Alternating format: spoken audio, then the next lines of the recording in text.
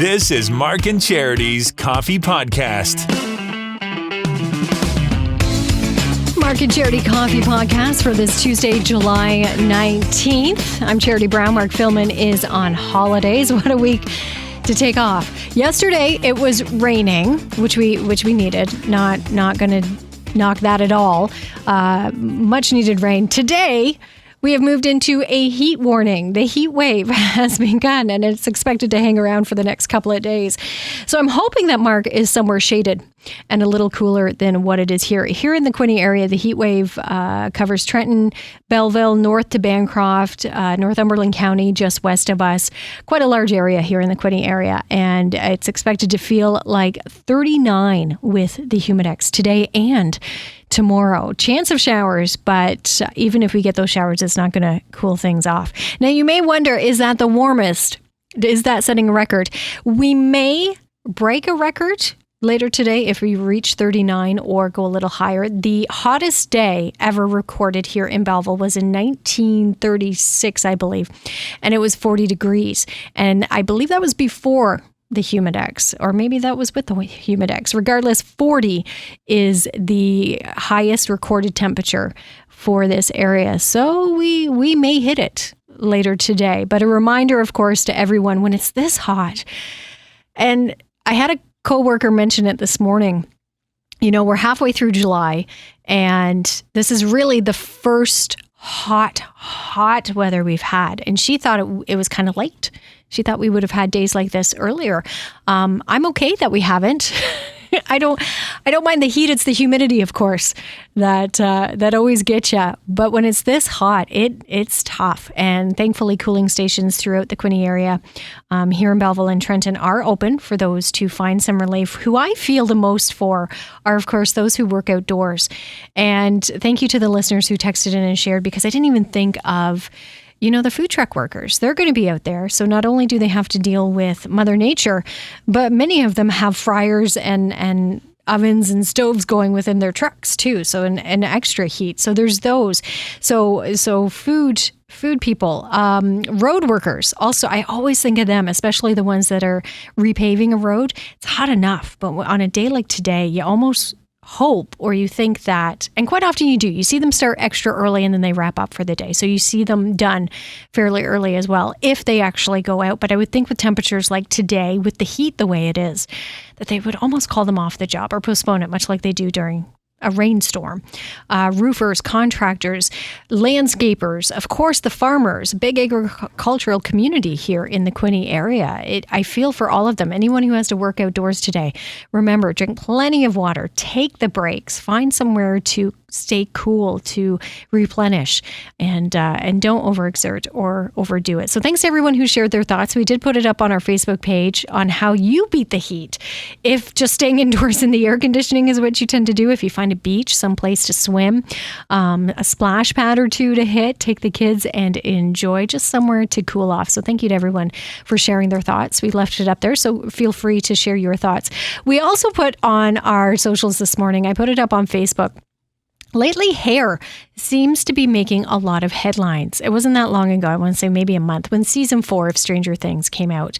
Everybody was obsessed with the character Will. His hair has remained the same through all 4 seasons as these kids have grown up. So the actor, I think, was about 11 when the series started. He's about 17 now. And in every season of Stranger Things, he has the same bowl cut. And this time around, because he's an older teenager, many felt sorry for him because it was ridiculous. It was very accurate to the time, of course, because the show takes place in the 80s. And it's a reminder, I think, to all of us of how bad the hair was back then. But so we felt bad for him. And it was, a lot of people would comment on it, both on Twitter and Instagram, about how bad the haircut was. I think there was even a petition started to give him a different haircut. So that was the first one. And now this week, of course, we are seeing another hairstyle making the headlines. Our own PM, Prime Minister Justin Trudeau, got a quote unquote summer do. And it's very short and close to the scalp, similar to, if you've seen the movie Dumb and Dumber, Jim Carrey's character. And that's actually what he's been compared to. And you would think with everything going on in the world this is what's making news. So we did put it up on our Facebook, not the PM or Will, the character from Stranger Things specifically, but put it out there. I think we've all experienced a haircut like that, where in theory, it sounds like or seems like a good idea. But then once we get it done, we instantly regret it. I know I have. My hair has been so many different colors. Because you get antsy almost. You want to switch it up. You want something different, so you try it, and then it's like, nope. There's a reason why my hair color is the way it was. It shouldn't be this. I remember I dyed it red once, and it went like a neon orange. It was horrible. Bless my friends and family who did not make me feel awful for getting it done or tease me about it. They were very supportive. So there was that phase. So I think we've all been there. We've all made choices when it comes to hairstyles and haircuts, especially if you're a child of the 80s. That may not have been the best decision. So we asked you to share your stories if you felt comfortable. Pictures are always great too. And we left that up there as well. So I'd love to hear from you. If you have photos, even better. It's not to embarrass or make fun of.